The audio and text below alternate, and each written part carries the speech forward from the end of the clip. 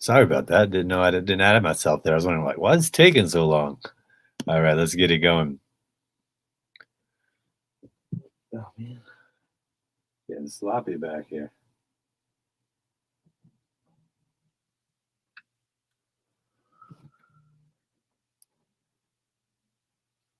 Oh, shit.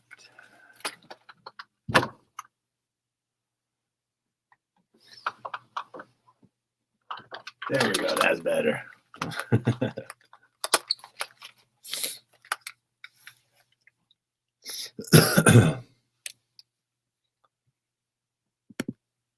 Hello and welcome. Here we are, baby. November 16th. You're getting closer and closer and closer to gaining about 10 pounds in an evening, if you live in the United States at least, talking about Thanksgiving. But before we get to that, baby, we still have another solid week of football before we get there. This week is about the waiver shows. This show, changing it up on Tuesdays, we're going to do my return of my famous power rankings that everybody likes to argue about. And then we are going to look at some waiver wires for the IDPs, baby, because it's IDP Iggy bringing it to you. Episode 275, my friends. 275. That's amazing, man. I'm happy to be here with you.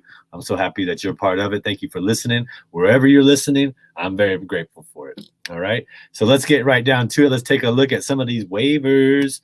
I just think you get into the week, and here's weird things where people do. 2 weeks ago, somebody dropped Hunter Henry, right? What did I do? I went and got Hunter Henry because if somebody's got some positions where they got too many loaded up on bye weeks, or they got one position too loaded up on bye weeks, forces them to drop somebody else, we take advantage, all right? Remember what I told you about the shovel? You're going to use the shovel. You're not going to grab a stick and dig the hole, and you got a shovel right there.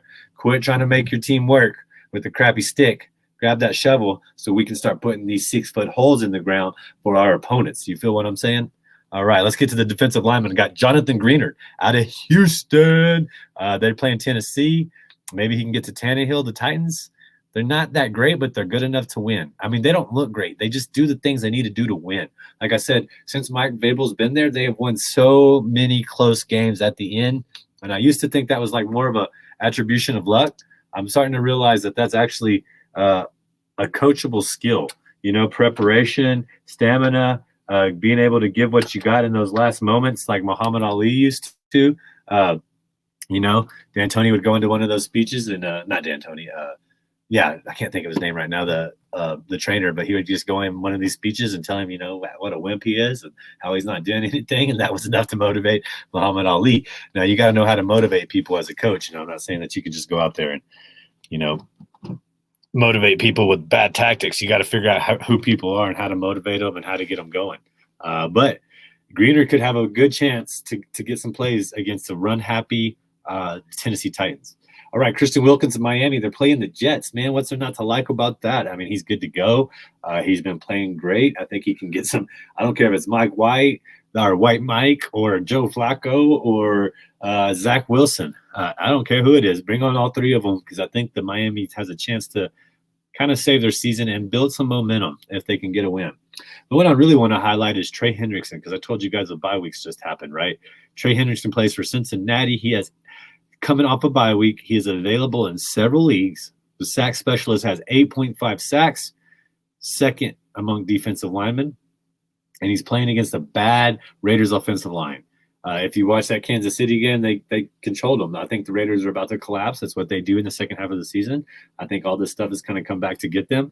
And truth be told, I think that Cincinnati, this is a get-right game, because basically the winner of this game, dig this now, the winner of this game is going to set themselves up pretty nice for a wild card potential, while the losers are going to really have to scramble, because both of these teams are in divisions where nobody has a losing record. Nobody in the AFC North has a losing record. Nobody in the AFC West has a losing record. So you're going to have to grind through this back half of the schedule. And I think Trey Hendrickson can come up and make a big play against those Raiders and that bad offensive line. Moving on to linebackers, Matt Judon out of New England. They're playing early. That's my only Thursday play that I'm telling you to go on the waivers. Maybe go out there. He's always getting QB hits. He's always generating pressure. And the Patriots are starting to play with a lead, meaning that he's going to be able to just kind of go full pass rush mode. I mean, he plays on run defense as well, but Matt Judon is so big and he's so easy to identify with that red Under Armour shirt on that like dark blue that the Patriots typically wear, or the white even. And it's fun watching Judon, man. But go get him if he's available. They could have a good week against Atlanta this week. CJ Mosley, New York Jets, is the same thing as Miami. I don't know what the game plan will be with Tua. But they're going to run the ball. They're going to use play action. They're going to use short passes with Tua. All of this goes really well for CJ Mosley, who could be the highest tackler in this game for both sides of the team, particularly if Miami is able to control the ball offensively. Look for CJ Mosley to have a good game. My linebacker waiver wire scoop of the week, though, is none other than Anthony Walker, Cleveland Brown, not the Colt Anthony Walker. I think some people might think he's still playing there for some reason, but it's Anthony Walker from Cleveland, man. And since he's been back from injury, dig this, has been the Browns' best IDP by a long shot. Since returning from injury, he has had 8+ tackles in 5 of 6 games. We're talking 2 passes defended. He got a sack 2 weeks ago. So he's filling up the stats, but he's a tackling machine, and they're playing Detroit. So look for the domination and double-digit tackles against the run-heavy Lions. I mean, did you see how many times the Lions ran the ball? I don't think Jared Goff had 100 yards passing. They ran the ball like 70-something% to their passing attempts. So that's their formula. They're going to try to keep the ball out of Goff's hands, keep it in Swift's hands. This should benefit Anthony Walker tremendously. I'm looking for 10 tackles. When I say 10 tackles, I say tackles plus assist. He's getting 10+ tackles plus assists. That's how I feel that his game's going to be against Detroit. Moving on to DBs, man. Adrian Amos, man, he's just been a stud for the Green Bay Packers. He's been everywhere for them. He's been flying around. He's making plays in the secondary. He had a pick. He almost had 2. He should have had 2 against Seattle, which is that's a great day when the DB gets 2 interceptions. I think he's doing well. I think they're going to play the Vikings pretty tough. Kirk Cousins is known to give up the ball. So look for a big play. They pass a lot, even with Cook. Cook can get in the secondary. Amos is covering Conklin. He's going to be helping out with Jefferson. So there's a good high tackle volume available for Amos. Darius Slay. I don't normally put cornerbacks on this list. I'm a safety guy when it comes to DBs. But we can't ignore what Darius Slay has done. He's playing really well. He had that big play. Now, he's a big play guy, but he is able to get passes defended. I think that with Simeon there, they're a lot more comfortable throwing deeper routes. So Slay might have opportunities to catch on Callaway. Harris. He could be lined up occasionally on a running back split out wide, which they do that with Kamara if he comes back. So I do think Slay has potential for a very good game, maybe a big play. The Saints are probably going to try to have to move the ball against Philly because they just play up tempo. The guy I really want to talk about, though, it's another waiver wire scoop from somebody that was on a bye week last week, talking about Logan Ryan, man, for the New York Giants. He's on a bye and could have been dropped. He is the 7th ranked DB, and he's playing the rest of the season. You don't have to worry about his bye week. You have somebody to help you win these very important games going back. Logan Ryan, he has picked up the slack for Blake Martinez and Julius Peppers going out, both the inside part of their defense. They line up Logan Ryan everywhere. He's heavily involved. Look for a stat-filled sheet against the pass-heavy Buccaneers. The Buccaneers are going to pass. They're not going to probably have a good lead even against the Giants. So I think Ryan's going to be all over the place. I think he's going to be keying in on what Tom Brady's doing. He knows him pretty well as is. So I think Logan Ryan has had 2 weeks to prepare for Tom Brady. They saw what Washington did and was successful. They're going to try to replicate that, and Logan Ryan's going to have a heck of a game, man. I'm just telling you right now, he's going to have a heck of a game, dude. Let's get to the power rankings real quick. Number 1, that's pretty easy for me. It's the same team that's been number 1 for 2 years running now, and it's the Green Bay Packers. You see what happens when they have Aaron Rodgers. You can just tell, right? It's easy to tell that he is a difference maker. And with the way they're controlling the clock, with a top 5 defense now, coming off a shutout, they're trying to get that home field advantage because they got done dirty last year against Tampa Bay when that game ended up being like 50 degrees in January. Unreal in Green Bay, because Tampa Bay hasn't won many games in cold weather. They're not a cold weather team. That and coaching decision is what happened for that defense, as far as I'm concerned. Number 2 in my power rankings. You got to throw some curves at people. We can't just let people have whatever they want. My number 2 power rankings are the Baltimore Ravens. They're 6-3. They're ahead of the AFC North. I think they're a great team. I think Lamar has all the right pieces. The problem with the Ravens, they're banged up. They're really banged up defensively. They're going to have to address that. But I do believe in Lamar, and I do believe in their ability to win this division and kind of come out of the AFC with a lot of head of steam. My number 3 team, the Buffalo Bills. Yep. Don't look now, but the Patriots are coming, and they're able to generate some more competition in the AFC East, which we haven't had for a long time. But the Bills are just built really well. They're healthy defensively. They got Josh Allen. They have a great trio of wide receivers. Maybe Matt Breida could be the answer for them in the backfield. I don't know. But, they should be able to cruise their way to the playoffs and maybe possibly be able to get, the first seed, get a bye week. That's pretty important over there. My number 4 team on the season is the Dallas Cowboys.